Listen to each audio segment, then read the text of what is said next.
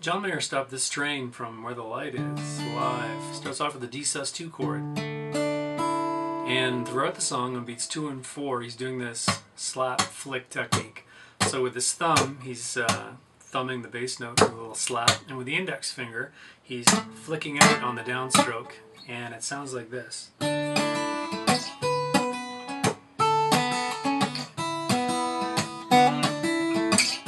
And it's important that you get this part down. So 1, 2, 3, 4, 1, 2, 3, 4, 1, 2, 3, 4. So every second and fourth. So I'm going to go into some minute detail at this point so you get it down perfect and you can just carry it on throughout the entire song. So take that D sus2 and we're going to take our thumb and our first finger. We're going to play the octave. So that's the open 4th string and then the fretted 2nd string at the 3rd fret. So that's the first note. The next note after that is with your index finger, you're going to hit a downstroke on the 3rd string. Then you're going to carry down to the 1st string and hit that with an upstroke with your index finger. Thumb on the 4th string.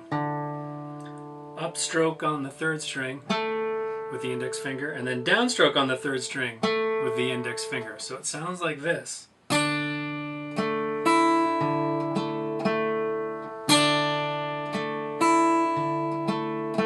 So I'm going to call out the upstrokes, downstrokes, just so you got it straight. So we pluck them both together. Down, up, thumb, up, down. So now every downstroke on the index finger, I'm going to substitute the flick and the slap.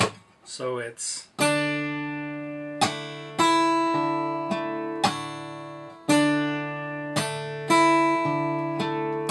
And that's basically the essence of it. Every downstroke with the index finger ends up being a slap. So you start off slapping on the open D. Later on in the chorus, you're going to be slapping on the G, at 3rd fret of the 6th string. And it carries throughout the entire tune. It's really a neat thing. So you're going to get used to a whole lot of this. And once you got that down, you can pretty much do the entire tune. With the compulsory slap flick lesson out of the way, we're free to start learning the song. So with that D sus2, we're going to start off with that flick thing I taught you. Incidentally, if you don't have that down, just cycle this part until you're comfortable. Another little tip about that, when he starts off that octave, he really pumps that open 4th string the first time. The second time it's more subdued. So, and the flick itself is concentrating in the area of the 2nd fret on the 3rd string. So he does that C sus2. There's a bit of a slide. I'm using the 2nd finger incidentally on the 2nd fret of the 3rd string. We slide up to around the 7th fret and we play this chord. So that's open 4th string, 3rd string at the 6th fret, open 2nd string, and then 1st string at the 7th fret. We do the same thing there. Same flick technique, same area of the string. Then we move our 1st finger down to the 5th fret of the 1st string. That chord, same thing. And then we slide down and we do a very simple chord. It's basically just the 2nd finger fretting the 2nd fret at the 3rd string, on the 3rd string. It's kind of like the D sus2 with the 2nd string open. So I'll play that all slow so you kind of get the feel for it. There's the slide.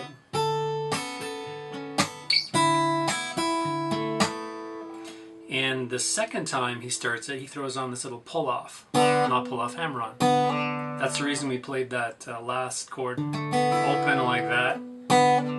He starts the next one with that little hammer-on. One more time. So that's, instead of playing the octave, he's doing this. So he's playing the open 4th and the open 2nd, and then hammering on to the 3rd fret of the second string. And then there's this audible slide that you kind of sometimes hear, going from the second fret on the third string, sliding all the way up to the sixth.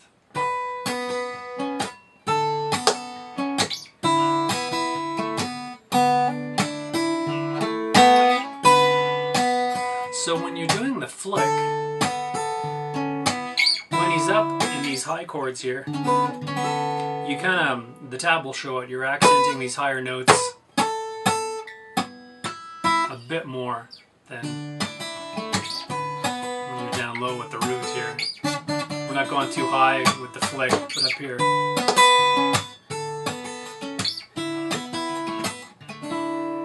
That is the intro part. The verse starts off with a really nice chord. We got the thumb fretting the third fret of the sixth string. We have the first finger hammering on to the second fret of the first string, and the second finger is fretting the second string of the third fret. So we're starting off with, and then going into our flick technique.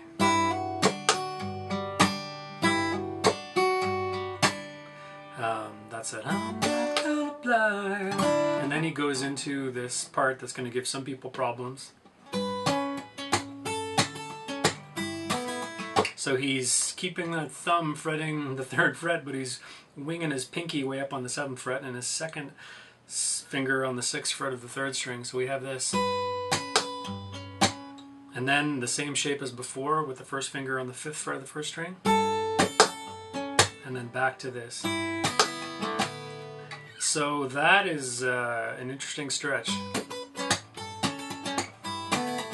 I've seen some people do this. They just skip that other fretted part. It's up to you, really. Some of us are purists and we try to do exactly what Mr. Monster Thumbs does, but sometimes, you know, you just can't. So there's also this too, but I'm not too good at that one. And then we just go right back into the intro again. So from the top,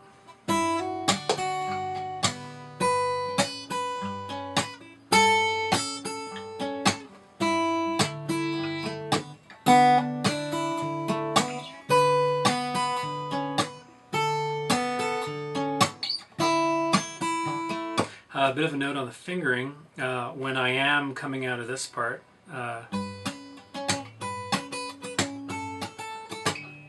I finger it the same way I fingered the first time we did it in the intro. So I'm ready for that hammer on using the third finger. Like that. And that's pretty much all there is to that. The chorus is based off of 4 chords. We have a G bass in this one, then a D-shaped chord with an F-sharp bass, and then kind of like an E root, open 6th string, kind of E-ish sounding chord. And then we have this little outro. Really nice. Favorite part of the song is this part for me. So I'll whip through it quick so you can kind of hear what you're getting into.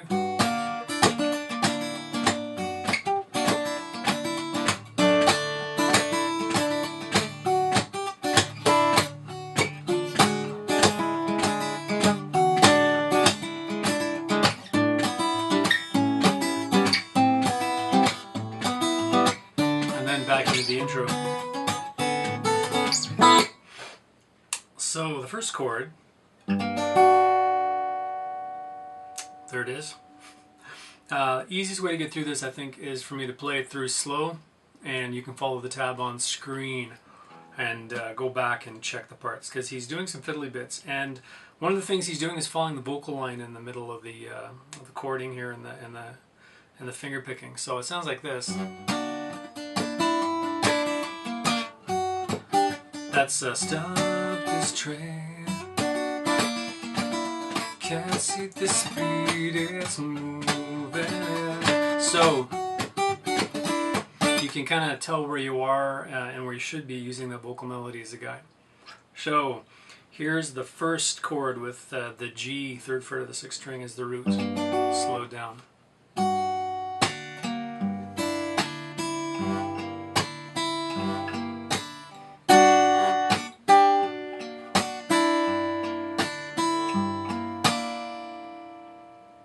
One more time.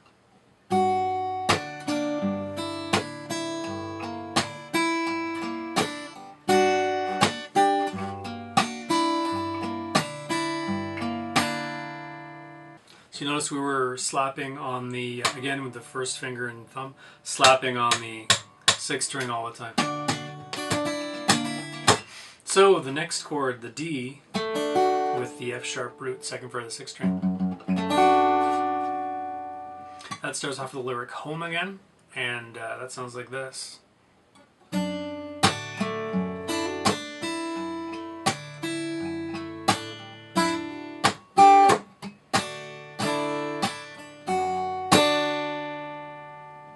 One more time.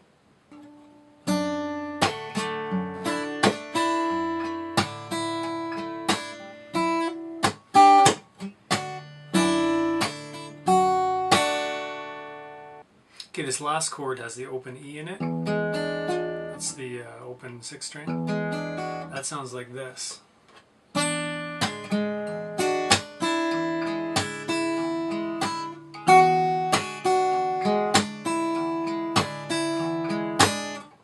One more time.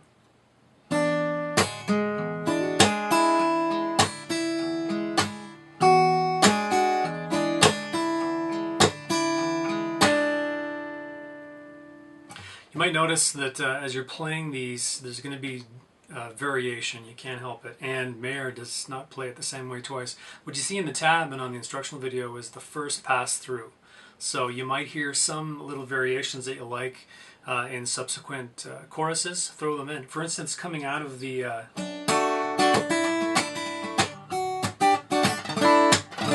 there's a part where he actually strums on the D part. So you can throw that in later choruses, up to you. Now the last part is this really nice kind of descending thing. We have these little two-note chords, and throwing the thumb and flick thing in.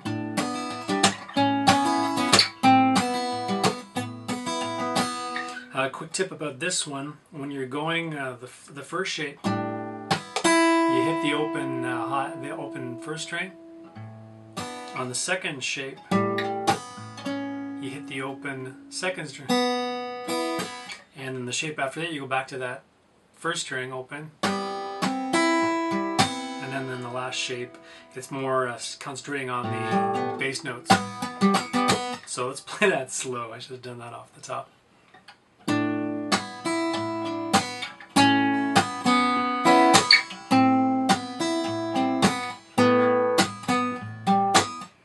So the ending of that, you concentrate more on that. And it's back into the verse again.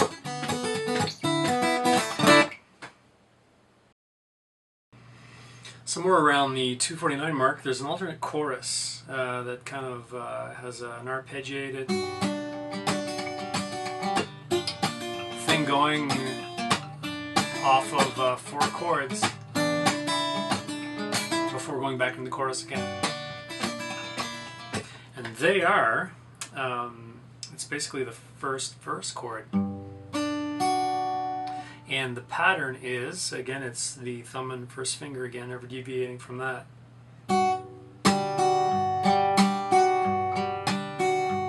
It's almost like a banjo-y.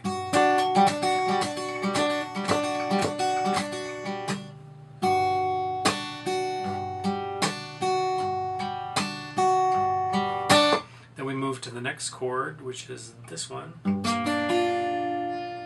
the same picking pattern again.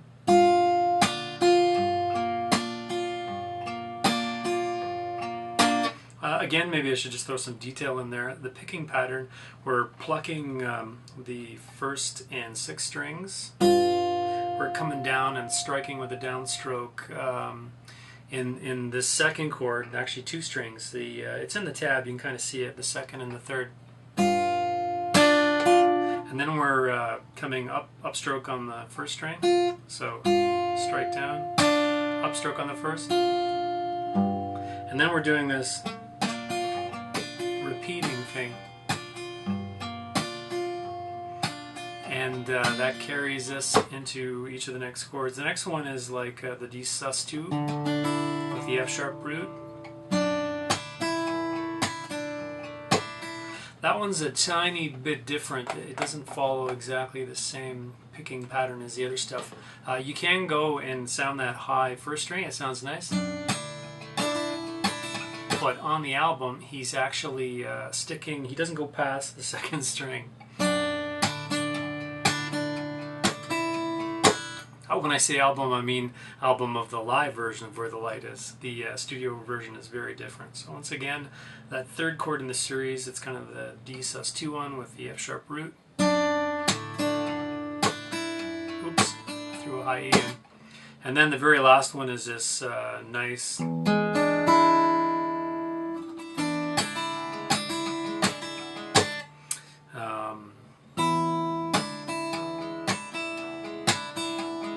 the E root. So probably following the tab is your best bet there. Once again, I'll run through the whole thing slow just so we have it.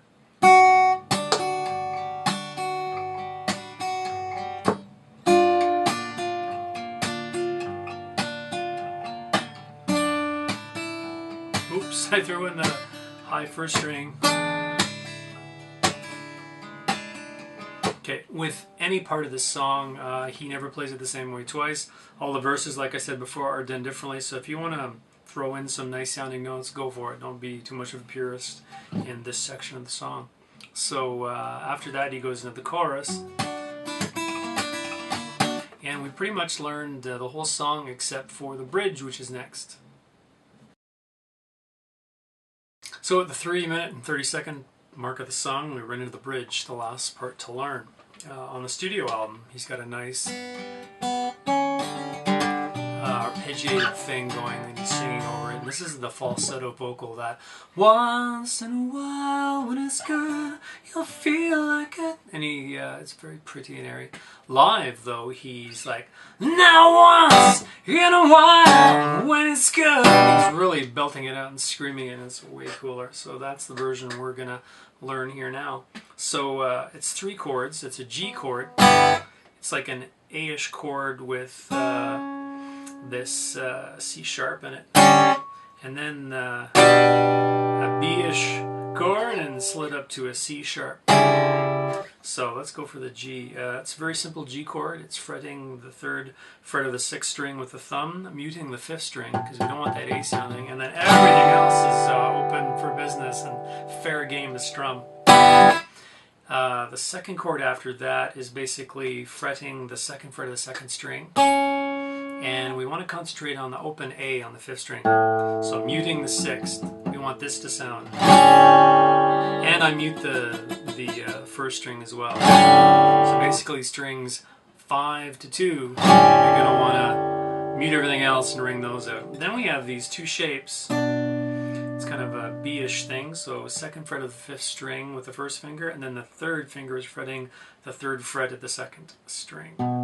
Then we slide the whole works up 2 frets. So we're looking at the 4th fret of the 5th string for the 1st finger, and then the 3rd finger is on the 5th fret of the 2nd string. And we're strumming the shit out of these. So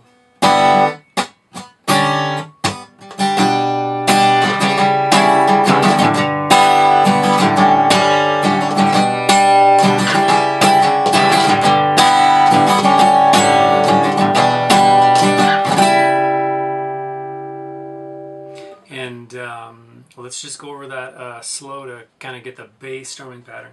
So the very first one, he's like, now once, and he does a couple muted strumming. In a while, and then he starts into this.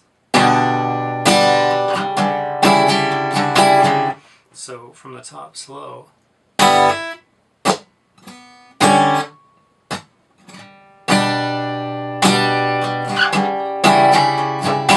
So you can see we're accenting different parts of the chord.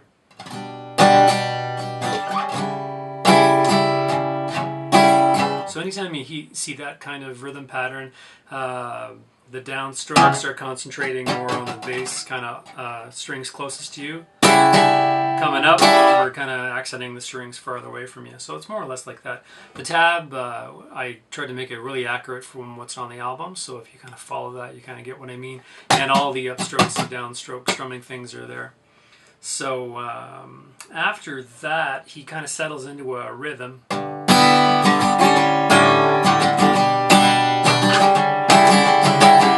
So slow that's.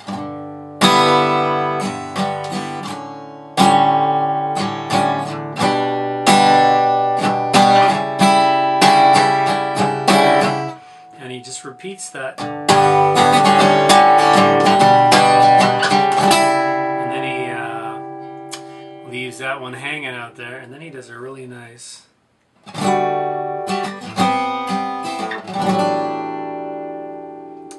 Very pretty. So that ending note, ending chord, the ending bit is like, think of a D power chord, but we're going to fret it a bit differently and leave the third string open. So first finger's on the 5th fret, third finger of this 5th string, third finger is on the 7th fret of the 4th string, third string is open, and then our pinky is fretting the 7th fret on the 2nd string. So we have this. And we're going to strum it downstroke, starting from the 5th string down, and then we're going to do a little strumming thing that's kind of, the timing is kind of weird. It's kind of like, it sounds like this. So, and we move into the next chord, which is basically fretting the 5th string, sorry, the 5th fret of the 6th string, which is an A. Actually, we can also leave the next string open. That's also an A. And then our 2 middle fingers, we're fretting the 5th fret on the 4th and 3rd string. So that's strummed once, and then a nice little a couple quick strums in there, various points of the chord to make it sound interesting. And then we end off with this really nice. You can strum it, you can stick fingers on each string and manually arpeggiate it. That one is the low E, where we're muting the 5th string. We're fretting the 4th fret of the 4th string. The 3rd string is open, and then the 1st finger is fretting the 3rd fret of the 2nd string to get us that. You can kind of strum everything, but that 5th string, we're muting that. So from the top, that last little pretty bit is. Yeah,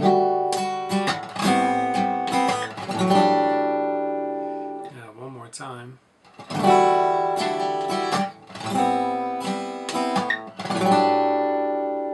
Then he's back into the chorus. Well, hope you enjoyed this tutorial of Stop This Train. I got really sick and tired of seeing all the ones. Learn Stop This Train my way, and it was totally different. It might as well have been another song. Anyways, that's about it. Thank you very much.